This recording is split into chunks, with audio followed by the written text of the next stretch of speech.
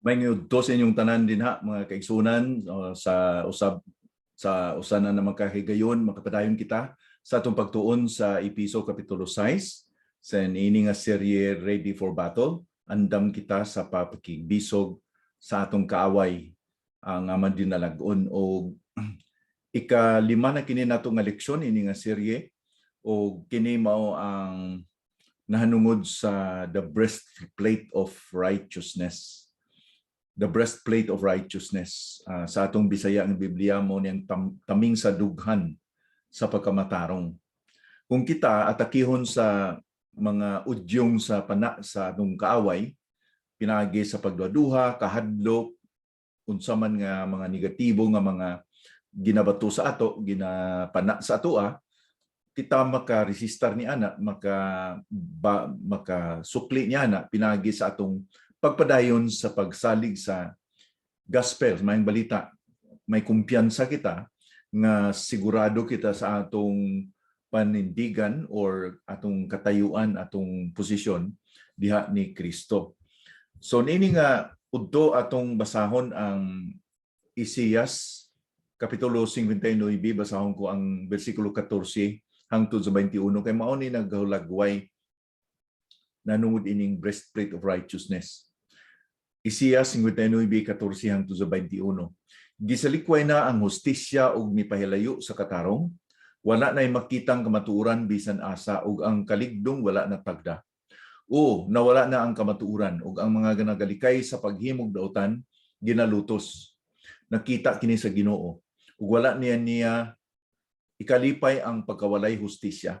Natingala siya sa dihang iyang nakita nga walay gayoy bisan usa nga mitabang sa mga dinaog-daog.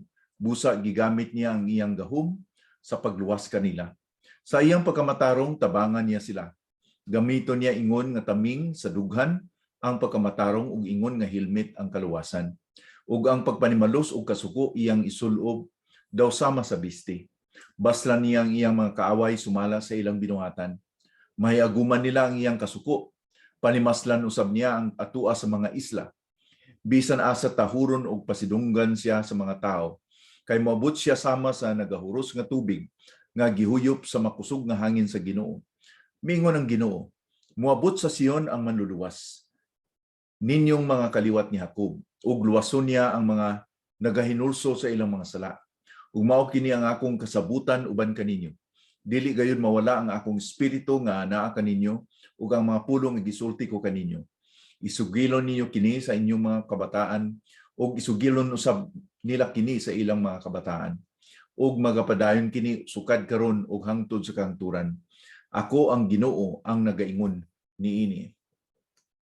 Nini nga bahin sa Episo Kapitulo 6 atong balikan nga dunay paghagit si Apostol Pablo kanato nga magpagalig-on kamo diha sa Ginoo.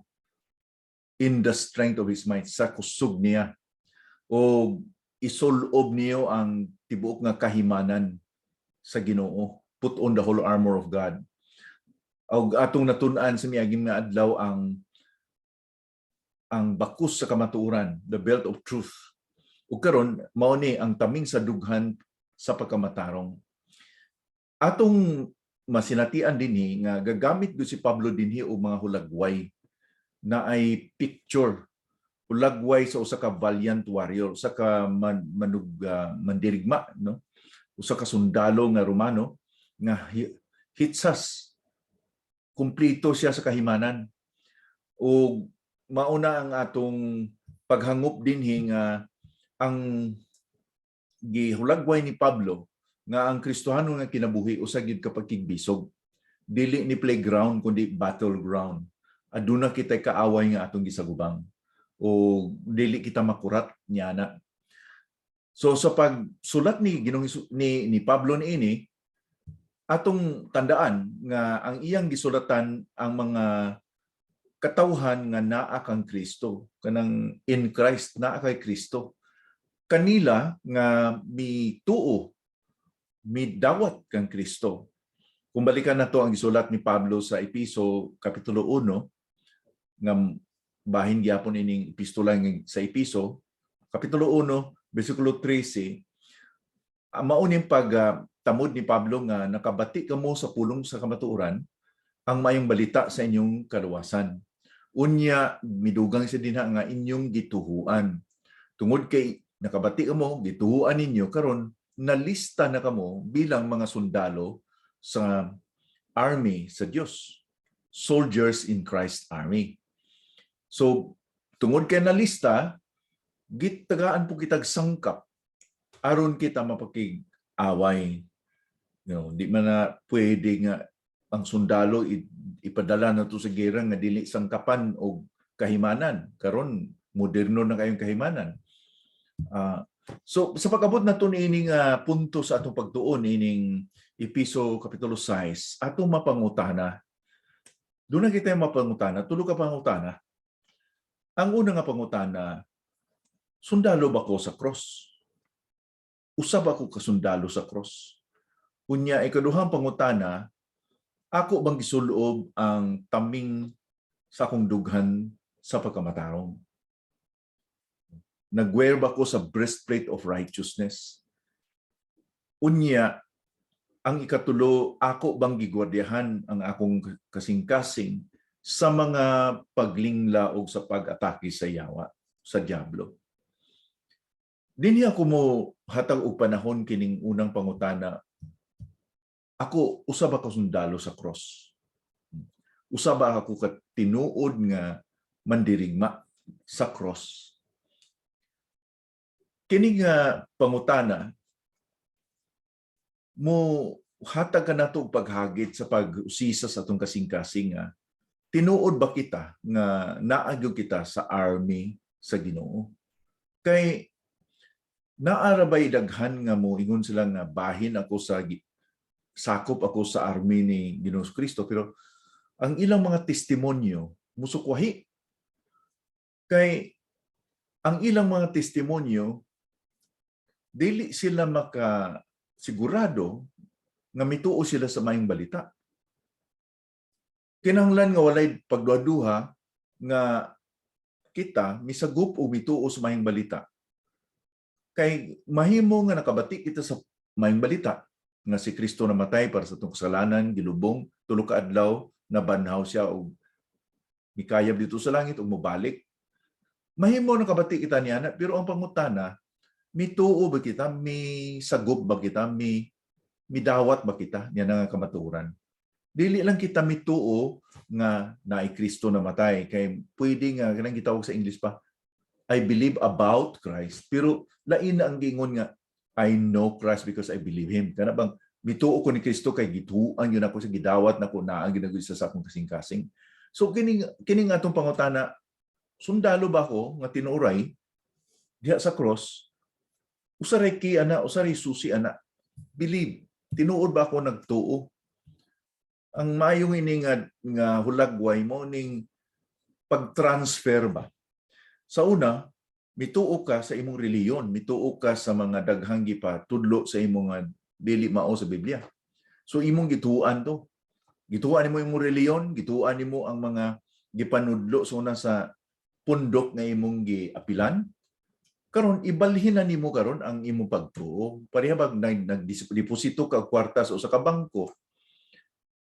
Unya imong ibalhin ang pagdeposito sa imong kwarta dito sa bangko nga bag-o. So imong gikuha kadto nga pagsalig sa una nga bangko kay naa na kay bag-o nga bangko nga imong gisaligan. So mao na ang pangunahuna sa pagtuo. Pareha karon naglingkod ako sa ning lingkuranan.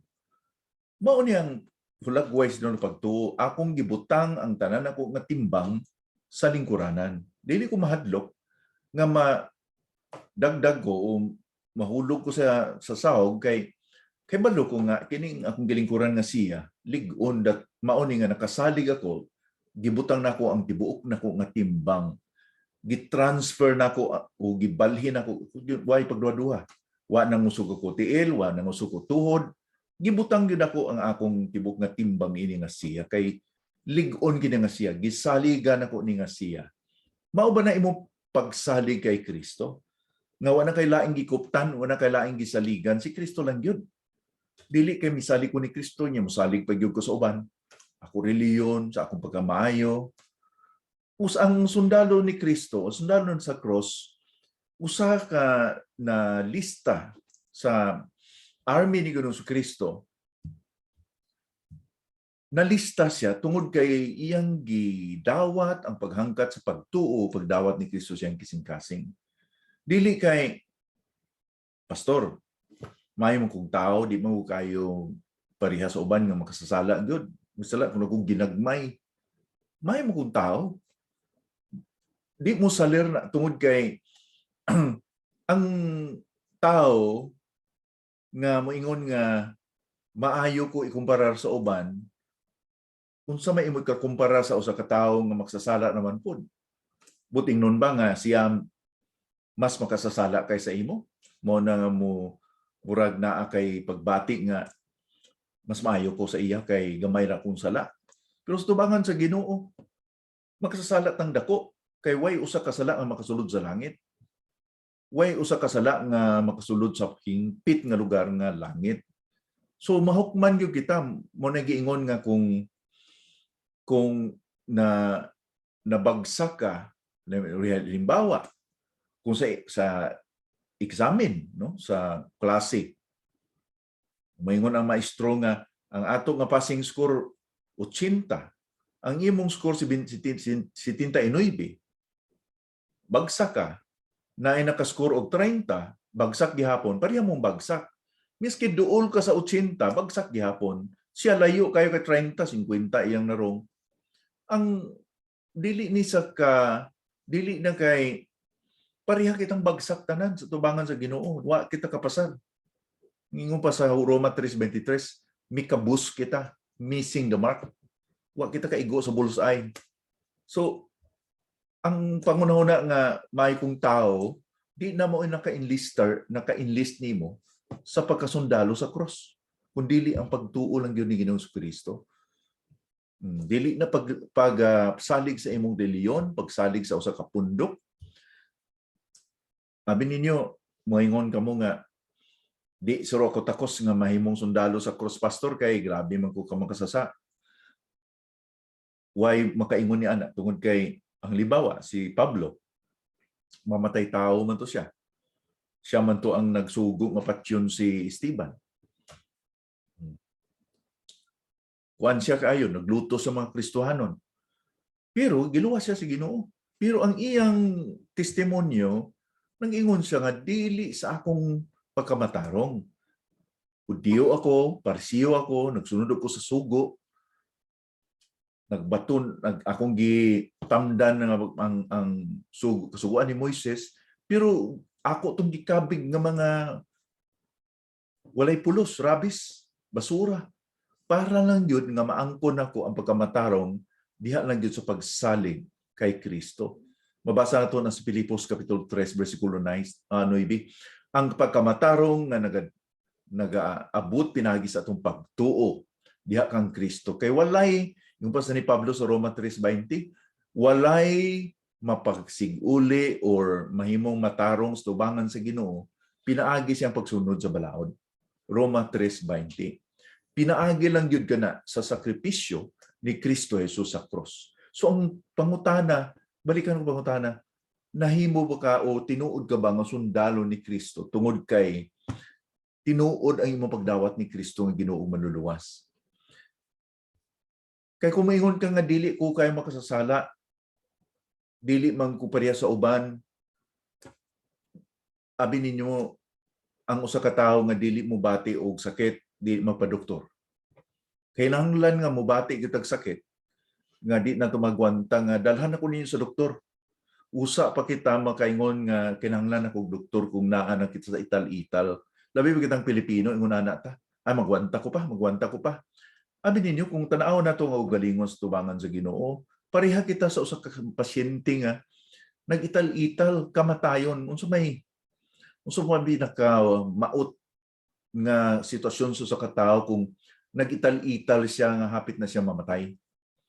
Pero maubya na atong kahimtangan tungod kay ang paghukom sa Ginoo nakanato na kung makasasala kita.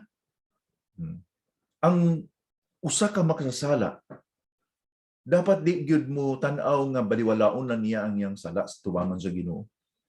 Kinahanglan nga pareha kita sa usa ka tawo nga atong gitan-aw nga masakiton ko maayo. Kini nga sakit di ni matambalan og lain kundi ang doktor lang gyud nga mao si Ginoong Kristo.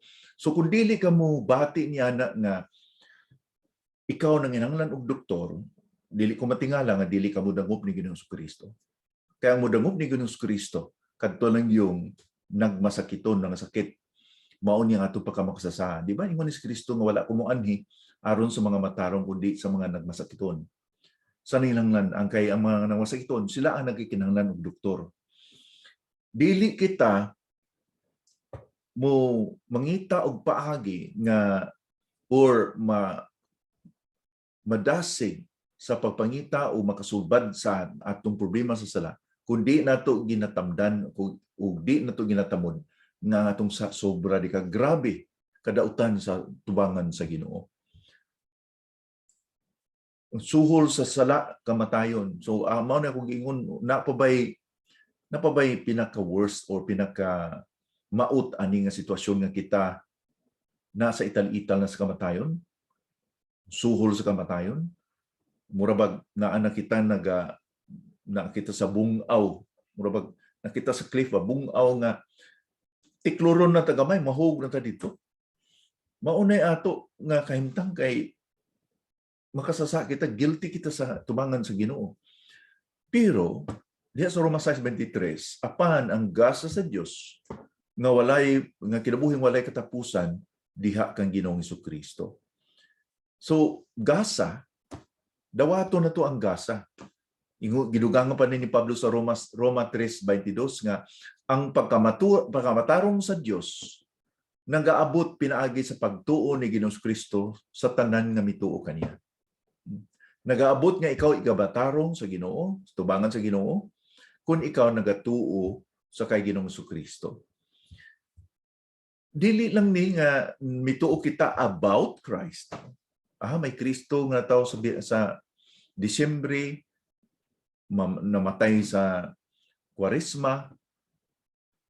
Naayog ang mga tao sa atua sa Pilipinas nga nakabalog nga naay Kristo nga atong giselebrar sa Christmas o ang iyang kamatayon o pagkabanaw sa panahon sa Kwaresma. Pero nakaila ba ta kaniya personally? Personal ba nga nakaila kaniya? Kay dili abstract ba? Dili ba ang pagtuo nato nga nakatuo la akong anaay Kristo parehas nga nato karon nagatuo kita nga ang presidente sa Pilipinas si Presidente Digong nga taga Davao. Pero doon na ba kay relasyon ni Presidente Digong personally? Kaya balo kita. Makita ito sa TV, mag-anunsyo sa dinha, mag-istorya sa dinha. Na si Presidente Digong. Pero di na mao ang pagtuong pagkaila sa Ginoo nato. Ang pagkaila nato sa Ginoo, personal nga pagkaila. Dili abstract, dili distansya. Sumao ni ang hagit ka nato karon sundalo ka ba ni Ginoong Kristo tungod kay imong gituhuan gyud nga walay pagduduha ang mayong balita o imong gidawat gyud si Ginoong Kristo sa imong kasing-kasing imong hinulsulan imong sala unya kaw karon duna ni gyud kay relasyon ni Ginoong Kristo sa walay pagduduha kay kumas tubag nato ning pangutana, sundalo ba ako ni Kristo pinagi sa pagdawat ni niya sa atong kasing-kasing? Diha pa kita makaunahuna nga karon nga doon na kanay relasyon sa kay Kristo, sa Ginoo. Na-enlist ka na sa army sa Dios. Nalista ka na sa army sa kay Kristo. Usa pa ka makapangutana sa atong kaugalingon nga nadawat ko ba o ako bang gisulot ang taming sa dughan sa pagkamatarong? I-enlist kita una, usa pa kita makasulot sa iyang hingadiban, sa iyang mga kahimanan. So, mo ni ikaduhang pangutana, ako bang nasulot ang breastplate of righteousness? Ano sa may kahulugan na ni? Simple nga pangahulugan nga ang gospel, may balita nga nakaluwas ka nato pinagi kay Kristo, atong gihuptan kini nga pareha sa pagsulot sa kasinina nga pinas pagtuo gihuptan nato niya matag adlaw nga mauni ang ato taming nga di kita makondinar sa Ginoo bro bag gisulot lang nato ato bang pagdipinsa sa ato kasing-kasing nga di kita magduwa-duwa kay atakihon na nga kay kanang taming sa dugan breastplate ga dipinsa ka na sa atong kasing-kasing sa atong bahin sa lawas nga di kita matamaan sa udyong sa pana sa yawa. So ang mahitabo dinhi mao ni nga kada adlaw kung isulod na to ang breastplate of righteousness ang kahulugan na ang simbolo na nga atong gi-lift up o gisaligan gipahinumduman nato atong gagalingon ug atong gi-appropriate ba mura ba gi-appropriate nimo naa na nga ni kaluwasan pero imo lang yung gi-appropriate sabay Bisaya ning appropriate imo bang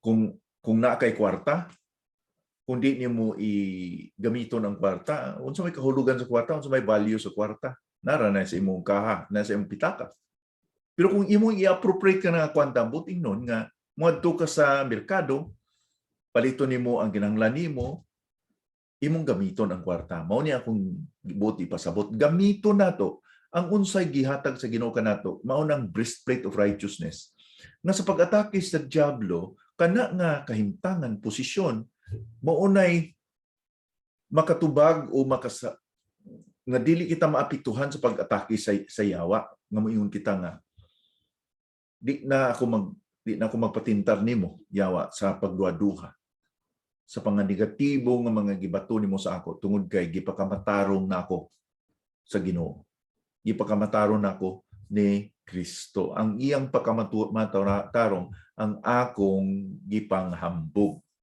diha sa 1 Corinto 1:30-31 gibatbat ni Pablo dinha nga sa pagbuot sa Dios anaa kita kang Kristo Jesus si Kristo mao ang kaalam sa Dios alang kanato pinaagi kaniya gipakamatarong kita sa Dios iya na kita o gitubos na niya kita gikan sa atong mga sala busa sama sa giingon sa kasulatan ang buot magpasigarbo kinahanglan ipasigarbo lamang niya ang gibuhat sa Ginoo. Unsay atong ipasigarbo? Ipasigarbo nato ang gibuhat lamang sa Ginoo mao ang iyang pagkamatarong. In other words, si Ginoong Jesucristo kini o ang iyang dugo o ang iyang pagkamatarong nga iyang gihatag kanato nga atong murag gisulot nato. Dili ang atong pagkamatarong kundi ang pagkamatarong ni Kristo.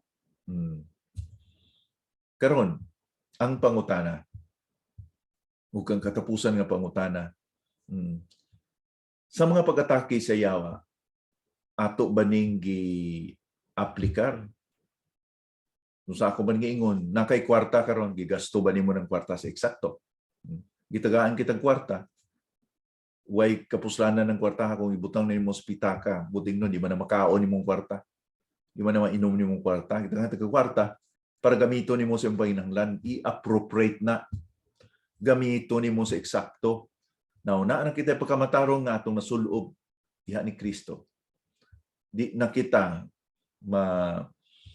nga pagahukman kay gipakamatarong na kita sa Ginoo karon yun sa nato kinapagamit aron dili kita madalas sa mga pagtintal sa yawa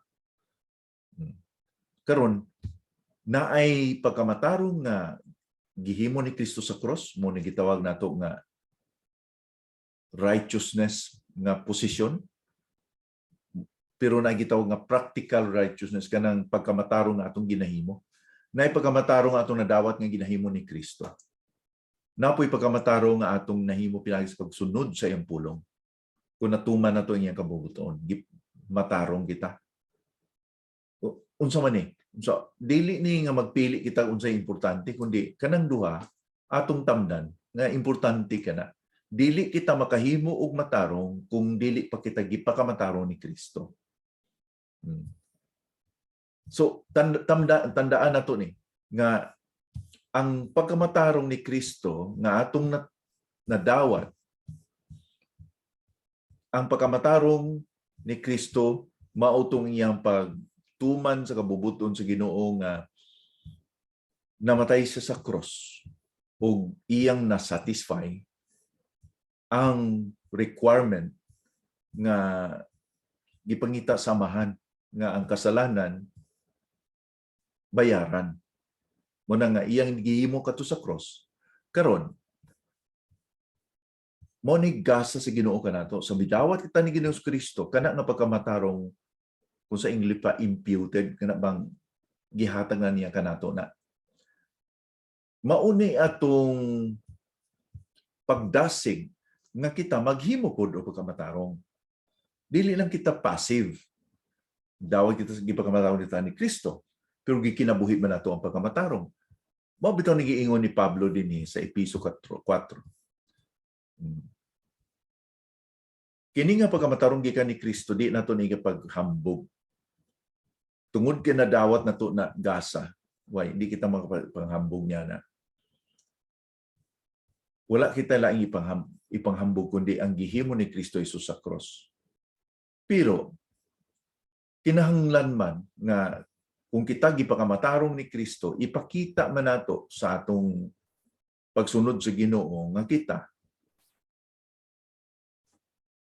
matarong na pod pinaagi sa atong paghimog maayong binuhatan. Okay, ang paghimog maayong binuhatan tungod kana kay gipakamatarong na kita ni Ginoong Kristo. Episo 4 bersikulo 24, ipakita ninyo nga gibag-o na kamo sa Dios o gihatagan sa kinabuhi nga sama kaniya. Ang tinuod nga kinabuhi nga matarong og balaan. So dili lang ni kay pagkamatarong na ko ni Kristo, maglingkod lang ko dinhi, maghinanday lang ko dinhi. Natay tulubagon, responsibilidad nga ipakita nato ang nagibag-o na kita sa Ginoo. Nganong mapakita nato nga gibag-o na kita tungod kay gitagaan na kitag sangkap nga magbag-o. Di kita makapakita nga gibag-o kita kung wa kita gitagaan og sangkap nga kita ginabag-o na. Sa Episo 5 bersikulo 9, kay kun ang tao anaa sa kahayag, masayran mo tungod kay ang iyang binuhatan maayo, matarong o gisunod niya ang kamatuoran. So kining atong pagkamatarong nga ginahimo, bunga kini tungod kay gipakamatarong na kita ni Ginoong Kristo.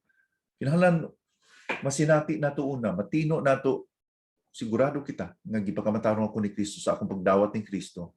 Tungod ni ana, magkinabuhi ako nga matarong. So I hope nga klaro kina. So kini nga pagkamatarong dili nato ni nga ang usa ka importante ang isa ka kinabuhi nga Kristiyanon passive.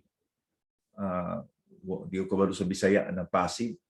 Kada bang maghulat lang kita malingkod lang ta sitting pretty. Kay kung ang Ginoo tagbo sa akong panginahanglanon o mo bag-o ka na ako, bahala siya kay gamhanan siya buwang ko siya. Pero galingkod ka lang. Di una na ang lagway sa usa ka mandirigma sa kasundalo sa Dios. Tungod kay gisuluban ako sa Ginoo sa breastplate of righteousness. Asdang ko active. No? Ako ning i-aplikar gingnan ako sa Ginoo nga pwede ako makapasaylo, kay gipasaylo ko doon na ako'y grasya makapasaylo. Magpasaylo ako, magpasinsya ako, magpailob ako. So kana nga mga butang nahitabo ka na o mahitabo ka na sa imong kinabuhi tungod kay tinuod nga sundalo ka sa Dios o nasuloob na nimo ang iban sa Dios, tinuray ang imong relasyon sa Ginoo. So hinautunta nga sa atong pagpadayon sa pagkigbisog sa atong kaaway, tandaan nato dili nato ibaba ang taming sa atong dughan sa pagkamatarong. Ug mauna nga kada adlaw ato gibalikan ang mayong balita nga Ginoo. Sa imong mayong balita sa igihimo ni Kristo Jesus lamang nga ako makapasigarbo wala ni lain. Matakihom ako sa yawa sa pagduha-duha, dili na ako magpalingla, balik ako sa imong gihimo dito sa cross. Gipakamatarong na nimo ako. Dili ako magpalingla sa iyang mga baka natunta nga atong tamdan nga gikan pa sa sinugdanan sa atong kinabuhi ang pagkamatarong sa Ginoo gagasa sa ato mao punay nakapalig-on ka nato mao na ikapahagni ka nato nga magkinabuhi nga matarong hangtod nga kuhaon kita sa Ginoo. Naunta nga ang pagkamatarong ni Kristo ma-reflect pod sa atong mga binuhatan. Why kalainan ang atong tilindugan nga gipakamatarong kita ni Kristo ug ang atong mga pagginawi nga kita naghimog pagkamatarong. Ngampo kita Ginoo, salamat gyud sa imong paghagit kanamo nini nga usas bahin sa kaimanan nga gisangkap nimo bilang kanamo bilang mga sundalo sa Dios. Salamat Ginoo sa kamatuoran sa breastplate of righteousness. Nautunta kini may tisok, may tanom sa mga kasing-kasong magagiya kanamo. Aron dili kami Lord malingla sa diablo o magpadayon kami ng mga tinumanon pagpakigbisog nini nga away Ginoo. Salamat kay kami makasiguro nga badilagon ka nga ni kanamo kay kaniya nga nasa kalibutan. Amo kini giampo sa ngalan ni Ginoong Kristo nga Ginoo maluluwas. Amen.